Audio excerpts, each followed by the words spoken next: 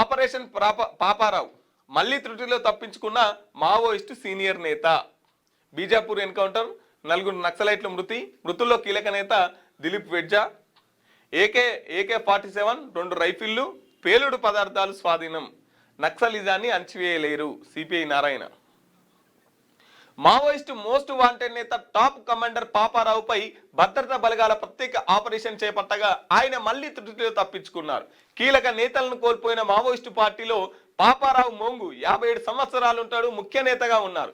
మాడ్వి ఇడ్మా సారథ్యంలో వహించిన బెటాలియన్ కు బార్సేదేవ తర్వాత పాపారావునే బాధ్యుడిగా ఉన్నట్టు సమాచారం.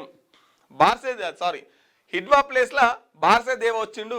బార్సేదేవ లొంగిపోయిన తర్వాత ఇప్పుడు పాపారావు ఉన్నాడట. పాపారావు కోసం వేట కొనసాగిస్తుంటే పాపారావు త్రుటిలో తప్పించుకున్నాడు అని చెప్పేసి మాట్లాడుతున్నారు. సో సమాచారం బీజాపూర్ జిల్లాలోని ఇంద్రావతి నేషనల్ పార్క్ పరిసరాల్లో పాపారావు సహా పలువురు కీలక మావోయిస్టు నాయకులు ఉన్నారనే ఇంటెలిజెన్స్ సమాచారంతో district reserved guard, special task force, cobra దళాలు జాయింట్ కూంబింగ్ ఆపరేషన్ చేపట్టాయి. ఉభయ పక్షాలు ఎదురుపడగా శనివారం ఉదయం ఎన్కౌంటర్ జరిగింది.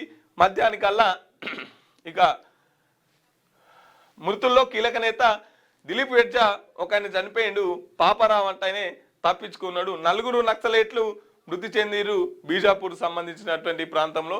ఎలాగైనా నక్సలిజాన్ని అణచివేయాల, మేము పెట్టిన టార్గెట్ కల్లా మావోయిస్టు పార్టీ అనే పదం కూడా లేకుండా చేస్తామని చెప్పేసి కేంద్ర సర్కారు ఓ దిక్కు వేట కొనసాగిస్తుంటే ఇంకొంతమంది ఎలాగైనా మేము ఛేదించి తీరాలి, ఆ డేట్ ని మేము ఛేదించి తీరి చూపిస్తాం అని చెప్పేసి వాళ్ళ ఎత్తుగడలు. ఇక సిపిఐ నారాయణ నక్సలిజాన్ని అణచివేయలేరు అని చెప్పేసి మాట్లాడుతున్నారు.